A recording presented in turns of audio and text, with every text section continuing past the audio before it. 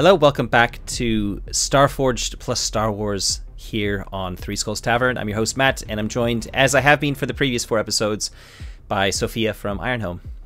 So, we're gonna jump straight into it. We left the last session on a very successful combat taking out Triz, the bounty hunter, who was attacking Reese, who were trying to help. So, I was just thinking the best thing to do here is to mark progress on our track to find Reese, because we basically have found him, right? So let's have a quick look at what we've got here with that progress tracker. We mark progress against it, I guess, because we found him. Or do we? We can reach the reach a milestone says when we have defeated a notable foe, we can mark progress. So basically, marking progress on your tracks is really a very personal thing. You can mark progress very quickly if you consider like small things. I tend to prefer marking progress after significant things because that makes it feel more worthwhile, like the story advances. Okay. If you mark progress very quickly on other things, you might end up with like lots of quests completed, having done very little, and you got lots of experience, and it kind of feels like rushed. Yeah, but I think that makes sense. This is a significant milestone. Like, I mean, this is episode 5, and we're about to finish our troublesome vow. Yeah. So I think we're going at a good speed. Yeah. Okay, so I'm gonna hit the roll for that. So we got 9 progress marked against this track, and let's see how we do. So we kids. Interesting. This is because we rolled a 10 on one of those dice. Your vow is fulfilled, but there's more to be done, or you realize the truth of your quest. If you swear an iron vow to set things right, take your full legacy reward per the vow's rank. Otherwise, make the reward one rank lower. Any allies who share this vow also mark the reward. Now, I think maybe there's a couple of ways we could go here, right? He's passed out, unconscious, is one, from all the blood loss. We got to get him to some Bacta, like get him into a Bacta tank or something. Or that's the thing that jumps most immediately to mind, is we found him, but he's not going to be able to help us out because he's severely injured. Any other thoughts coming to you about in terms of like, Yeah, I've got something. Yeah. So one of them, like you say, because this has to be another vow, right, to set things right. So one of them could be, like you said, he is significantly injured, and we have to go out of our way to find a doctor here in the underbelly, skilled enough to treat him and to bring him back to life. That is, I think that could be a really good vow. That could be very interesting. Get us into more trouble, back to civilization, and so forth and so on. The other thing that I was thinking of, the truth to the quest, is that someone has it out for him, right? And went ahead and put the bounty on him, right? And we've got to find out who that was and solve that. Personally, I like the first one, like you said. We got to find a doctor to treat him. I like the other one too. How do you feel about that? I think, yeah. Huh. I mean, if you like the finding him a doctor one too, I think we can take that in lots of different directions. And make there be, like as you said, we're going back into civilization. There's going to be all sorts of things happening. The Iron Moon Casino is looking for us, and so is the person who took the bounty out on Reese as well. So yeah, and I think it also. Like you said, it also takes it up in a new direction. If we go to the other vow, it's still kind of like the same thing. We got to stop the people that are after us. And this one, it's more like we got to get him a doctor and whatever that entails. Yeah. Okay. So let's do that. We're going to be swearing an iron vow to set things right. So we take our full legacy reward per the vow's rank, and this is under quests, right? Yes. Yeah. So that's 1 tick. 1 tick on quests. Okay, then we can delete this vow and create a new one. So let's go over to progress. I'm going to delete the defeat Triz and delete find Reese. Am I marking any progress against my background vow to obtain a ship to get off world? Now that we found him? Yeah, let's go ahead and mark one tick there. One little mark. Yeah, epic, of course. Okay, so I'm creating a new vow, and this is I swear to find a doctor to save your life, Reese. So the vow, I'm gonna write it down here, is find a doctor for Reese. I guess maybe it would be like yeah, we can just call it that. Doesn't matter, because it would be more like not only just finding the doctor, but saving Reese's life. Because maybe we get to the doctor, and then the doctor is like, okay, yeah, but I need something specific to save. Or his it's life. gonna take. He's gonna need to spend a week in Bacta. At which case, plenty of time for someone to come around and kill him while he's vulnerable. So save Reese's life is the vow, and I think because there are elements out to get us, this isn't going to be that easy. I think maybe dangerous is kind of where I'm leaning towards. What do you think? Or higher? It's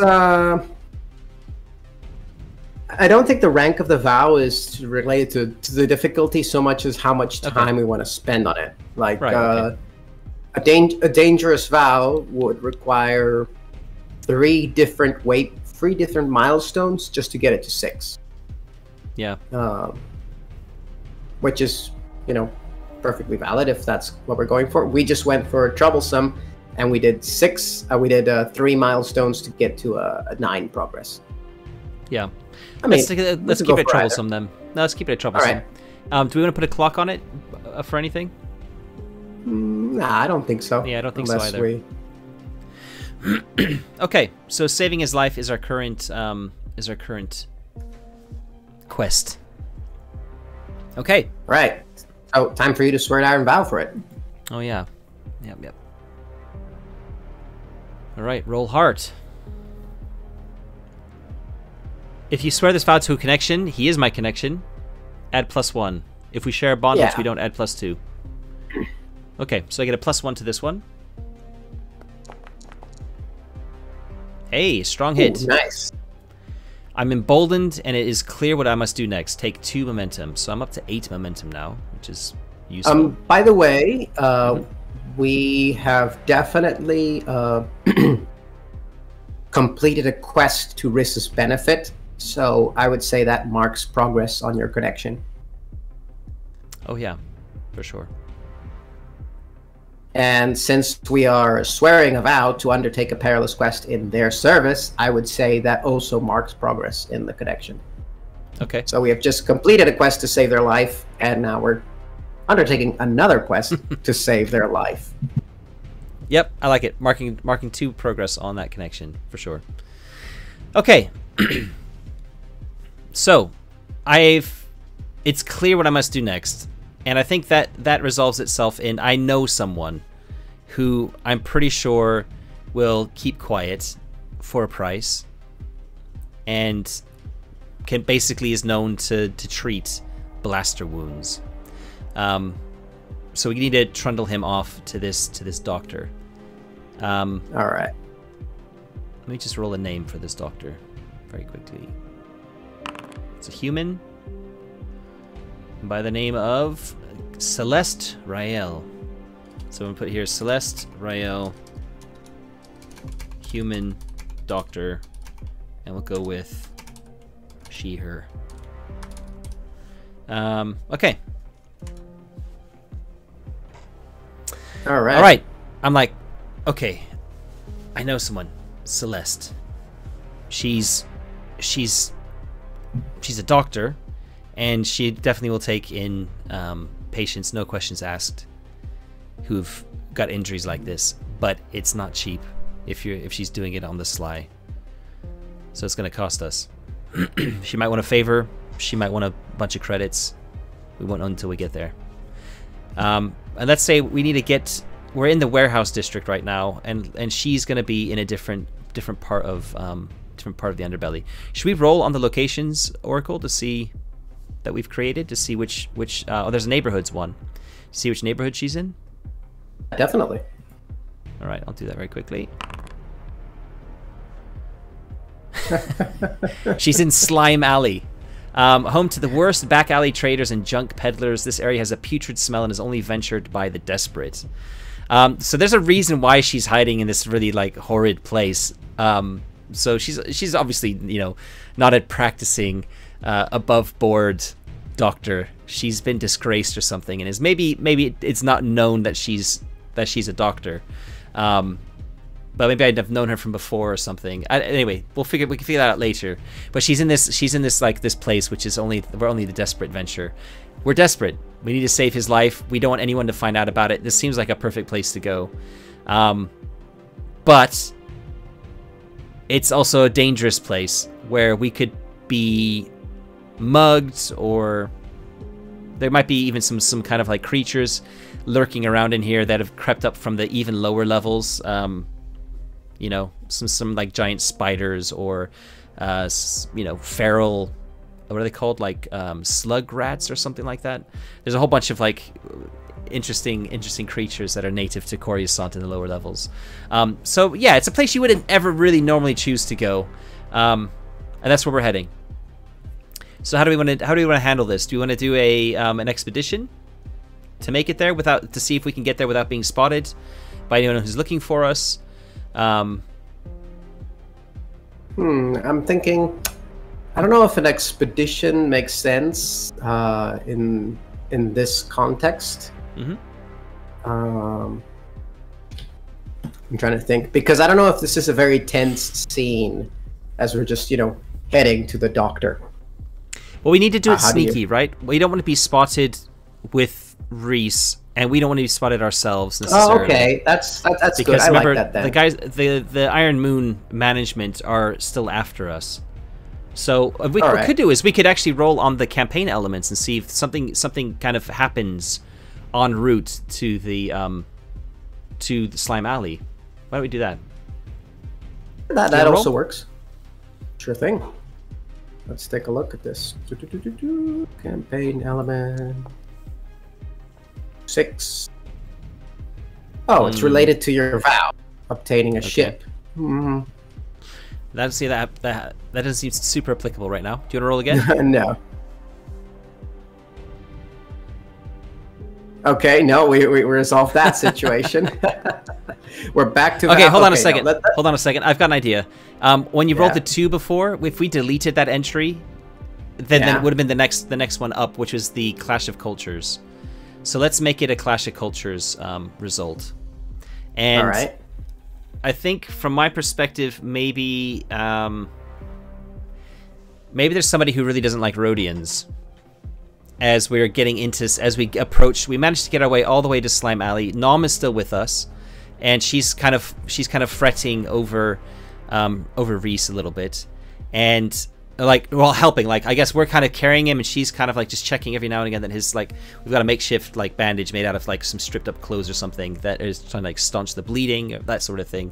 You're obviously injured yourself and kind of limping along, and she's just kind of like hovering and helping to make sure, like, you know, whatever, she's still there with us basically. And maybe as we get to Slime Alley and we duck into the first like into it, that's where someone steps out of the shadows. Maybe a couple of people step out of the shadows, and they're like, "You want to come into Slime Alley? The 2 of you can come, and your droid. But Rhodians aren't welcome here." We don't take too kindly to these folks around these parts. Yeah, so I think there's a couple of ways we could do this. We could try and do a battle to just kind of like overtake them quickly, be on our way. We could try and like bluff or like charm our way past them, so to speak, or intimidate them. Like you could try to scare them off. I think let's do that.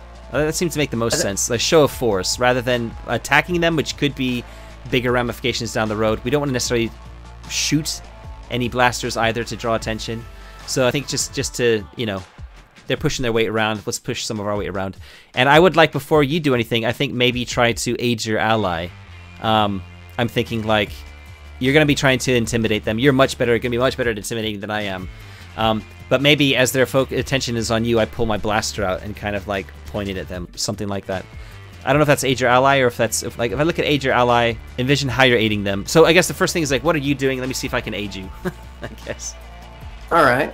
So yeah, I think Alara just kind of like maybe she was a bit like you said, you know, you and Nom are kind of carrying wrists, you know, shoulders like that.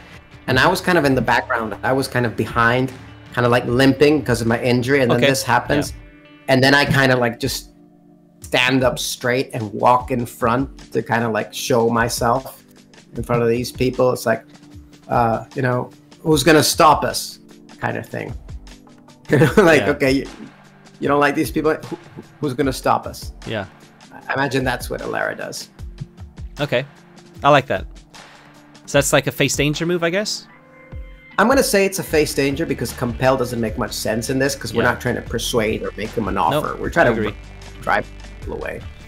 Yeah. So I'm just going to go ahead and say I face danger with Iron. Mm-hmm. And, ooh, a strong hit. We are successful. Yeah, we... I imagine that, they back off. Yeah, they kind of look. I imagine you're taller than them too, so they kind of like all of a sudden are like looking up at you, like, there's easier prey somewhere else, and they just scatter. They just scamper off. Not worth it. Right. Okay, so that's good. Should we mark progress against the vow to save his life, or to like find someone, or is that not yet? Okay. No, that was, for me, that's just too simple. Like a single roll on face danger should not be enough to warrant progress on a quest. Because I mean, so, I don't think we consider these a significant obstacle or a notable foe, right? No, we don't. Absolutely not. It was just a single roll to get past them. Okay, I think there's a nice little way we can handle this is that we don't know exactly where to find Celeste in Slime Alley, so we need to track her down somehow. I like that. So we need to start asking around, but we're not natives. Like, I've never been into Slime Alley before. Maybe like, let's just say, maybe I've been in once to a very specific place on the edge, but we have no idea where she's going to be. This is a big neighborhood, a big district inside of the Underbelly, and it's like the slums of. I mean, I kind of see the Underbelly as being a kind of like a bit like some slums anyway, but this is like the worst part of it. So we have to be really careful in here, and yeah, what are we gonna do? Is like we need to kind of gather some information to find her. Is there a move that has something like that? Gather information. I thought you were joking. No, I didn't have it open in front of me. I must have just read it under face danger though, because the words popped right into my head. Okay, when you search for clues, conduct an investigation, analyze evidence, or do research, roll wits. Okay, so I guess we're gonna have to ask people. I think that's the best way to do this is ask, hey, we need Celeste. Do you know where she is? Like, first person we come across who doesn't look like they're gonna try and slit our throats. So let's do that. Strong hit. All right. So yeah. On a strong hit, you discover something helpful and specific. The path you must follow or action you must take to make progress is made clear. Envision what you learn, then take 2 minutes. So I'm up to 10 momentum now, which is a lot. And yeah, I think we find somebody who's just the right person to give us the information that we need. Somebody who's connected to Celeste, knows exactly where Celeste can be found. Maybe they ask at first, like, "Well, what do you want with Celeste?" And I'm like, "I know Celeste. I know she's a she's a doctor and she can help us, and she's a friend. But I just don't know where she lives in Slime Alley. I know she came here recently. Look, our friend needs help, that sort of thing." And yeah, they're like, "Okay, yeah, follow me." And they take us a short distance through into Slime Alley, not too deep, let's say, to a building, like a house, a unit, whatever. And we're shown in, and there's Celeste. Celeste is a human. And she has like it's just like a typical place to live. It's not like a clinic or anything like that. But she will have the tools that she needs, because this is probably not the first time this has happened. And let's say that when we bring Reese in, she kind of takes a look at him very quickly, evaluates his life signs. She just kind of says like, "Hey Drago," and looks at you. "Who's your friend?" She looks like she might need some. Yeah, go on. I was just gonna say, name's Alara. Looks like you might need a bit of help yourself, Alara. Kind of looking at your shoulder. But let's take care of this one first. What happened? And as we're dragging him over to her like kitchen table, I guess I'm envisioning this a bit like, you know, in gangster films when they're taking the guy who's had a gunshot wound to the doctor. She kind of clears the kitchen table, lays Reese out on it, and starts like you know, taking his clothes off so that she can see the injury. We tell her what's happened, and yeah, let's have a think about where we're gonna go from here. I'm kind of leaning towards because his injuries, he's quite badly injured, that he's gonna need a significant amount of help in terms of like what she's got like first aid type of stuff there. Yeah. But he needs something more, so she's gonna need some supplies to help him, which we don't have. Yeah, I think what we're gonna need to do is we're gonna need to steal medical supplies that will not only help Reese's life, but it will also help her and the rest of the community here in Slime Alley. So it's kind of like a, okay, you do me a favor, I do you a favor kind of thing. Okay. How do we feel about that? Yeah, I like that. Yeah. And if we do really well here, this could be a good place for us to lay low while we're trying to do our objective of obtaining a ship, because a lot of the goons don't come into Slime Alley either. They don't see it worth their time. No one hears. They don't try and shake anyone down because nobody's got any money, and it's just too dangerous. Yeah. So it might I think this would be I think this would be a perfect moment to try to make a connection with Celeste. Okay. So you go ahead and roll if you want. Connection moves, right? No. Nope. It's in connection moves. Make a connection. Oh, make it right at the top. Yeah, didn't see that. Okay. So rolling heart, no bonuses or anything. Let's see what happens. Ooh, a weak. All right. You create a connection, but it comes with a complication or a cost. Envision what they reveal or demand. Okay. Give them a role and a rank. So let me just do that very quickly. Under connections, add a connection. We're gonna call her Celeste. Troublesome rank. Why not? Yeah.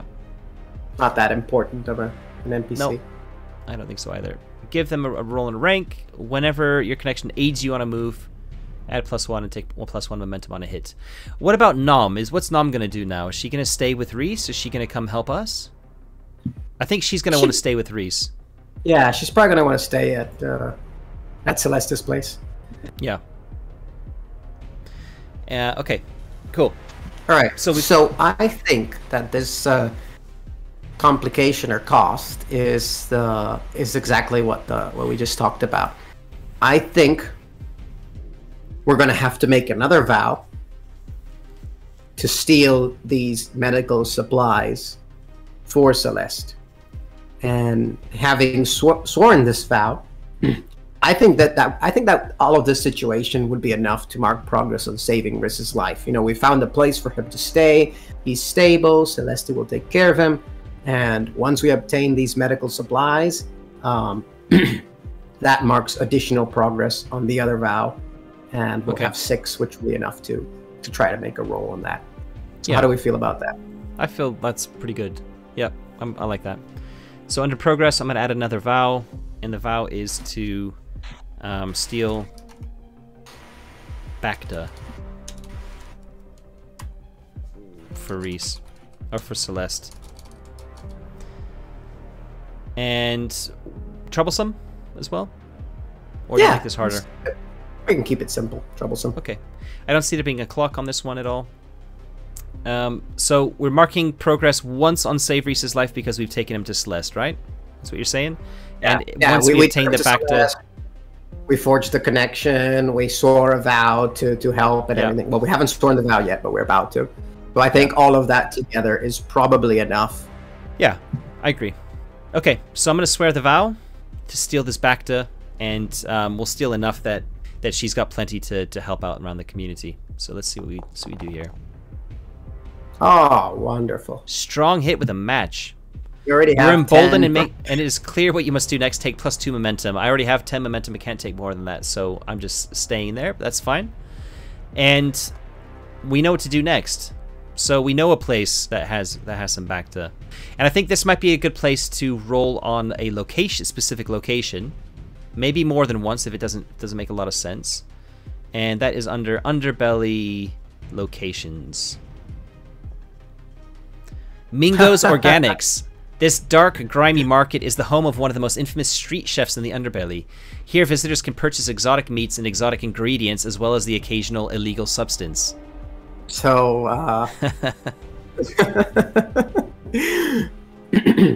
what is Bacta again? It's Bacta some kind is. of. Do you know in Star Wars when I think it is in The Empire Strikes Back?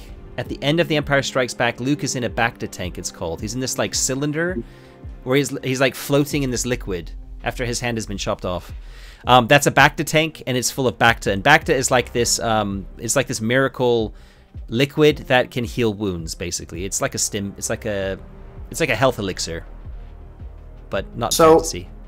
Would it be very weird if Mingo has Bacta to kind of like regenerate these exotic creatures that the exotic meat that he's obtained? I think this is a rumor going around that he's got a big store of Bacta, and nobody knows exactly why, but maybe somebody has seen it being delivered to him, and there's all sorts of speculation going around that, you know, he's, as you've just said, he's using it to to keep his animals alive because he keeps them in really terrible conditions. Or maybe there's a rumor that he's slipping Bacta into his food, which is why it makes you feel so good. It's because that's a secret ingredient, right? Like all sorts of weird rumors going around. Yeah, my thought was that because since it mentions exotic meats and exotic ingredients, whatever, so maybe it's cheaper to own a Bacta tank and keep this exotic creature there, and he's just constantly chopping off limbs and then having them regrow. But I don't know if that's PG-13. Yeah, I'm fine with that.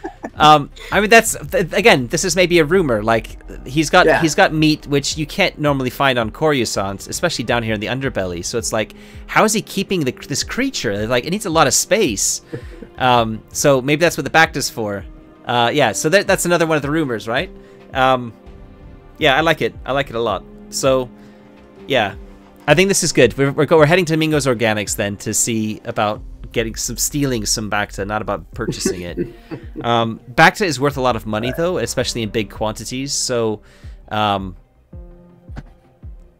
think he's definitely gonna have some security to stop people from stealing it. So it's not gonna be the simple thing of like just picking a lock and lugging it out. Yeah, it's also pretty heavy, so we're gonna probably need some sort of like vehicle to load it onto. Oh, I like that. So this is not a simple, like, we can't just like throw it over our shoulder like a tank, a big pile of Bacta. It's gonna be a case of like, it's gonna be hard. It's gonna be hard to get this thing out, and to, you know, without being seen, I guess is also gonna be an issue. So you just have a little think about that. So we're kind of hit the 30-minute mark on this episode. So I think what we should probably do is just come up with a plan of what we need to do anything we need to do mechanically to get that sort of the ball rolling, and then we'll end the episode there before we actually start implementing our plan. All right. So what I wrote was obtain a vehicle, find a way to get in, and do the heist. That's our three little milestones for the quest. The other thing I was going to say is we should mark progress on your connection, because we have sworn a quest to help Celeste. So that advances that connection. Sure. And before we end the session, I think it would be great to roll on the beginner session oracle to see what's happening, you know, behind the scenes. Now that we're back, now that we've finished our first vow, what else is going on outside the perception of our characters? Sure. So, when we begin a significant session or chapter of play, or we're just ending one, do all the following: identify or adjust flagged content, which we don't need to do. Review, recap what happened last session. We've kind of done that already. And set the scene by envisioning your character's current situation and intent. In addition, you may spotlight a new danger, opportunity, or insight. This can include a scene hidden from your character's perspective. If you do, envision a brief vignette. You may roll or choose on the table below for inspiration. Then all the players take +1 momentum as you return to play from the viewpoint of your characters. So yeah, do you want to roll? Do you want to roll in that beginner session oracle? Yeah, let's go for it. Let's take a look. External factors create new danger, urgency, or importance for a quest. I've got something. Let's jump straight into my mind. One of our campaign frame elements is a trouble, which is that there's a faction war brewing. And that makes me think, if there's new danger, urgency, or importance, that suddenly it breaks out. Violence breaks out. And it breaks out in the neighborhood, in the area where Mingo's Organics is. That Mingo's Organics is kind of right in this, not right in the center, but like wherever this big sort of war is breaking out, it's Mingo's is nearby. Which is, gonna make things more interesting. How does that sound to you? I'm trying to envision the scene myself. So it could be like we're just talking. Okay, we need to go to Mingo's Organics. Then, like, you can imagine the camera, if this is like a TV show, cuts to the sign of Mingo's Organics and pans out. And as it pans out, there's like people walking by on the street, etc. And then the camera like pans left to look down the street, just as there's like a vehicle with some Twi'leks in it, a bunch of hard-looking Twi'leks, which is one of the faction gangs we've created, the Court of Serpents. And it's coming down the road, like the same road that Mingo's Organics is, but a little bit further down. Just as from the rooftops along the way, someone with like a rocket launcher effectively like shoots it down and blows up the hits it, blows it up sort of. But it goes flying, and the Twi'leks that are kind of in the back, I'm thinking of it like a pickup truck kind of, go tumbling out, and then as they're like picking themselves up, they like pull their blasters and they start shooting into the rooftops, while everyone else is kind of running and screaming from the scene. I would say, and then it goes back to us, and we're like, yeah, Mingo's Organics, I know where that is. Sounds like an easy job. Yeah, I like that. It's the Twi'leks zone. Like, this is their neighborhood. It's their turf. And then we see that. We just see a rocket launcher blow it up, and there's chaos, and there's panic, and there's people running. And I love that. All right, so that's a good place, great place to end it. Nice little cliffhanger. And a great place to set up our next episode. So thanks very much for watching. Thanks, Sophia, again for playing with me. And yeah, we'll catch you next time. If you haven't already, hit the subscribe button and the like button for this video, as that really helps the channel to grow. If you haven't checked out Sophia's channel, Ironhome, then there's a link down in the description where you can check that out, where you can find more Iron, Sworn, and Starforged content. Otherwise, catch you next time. Cheers.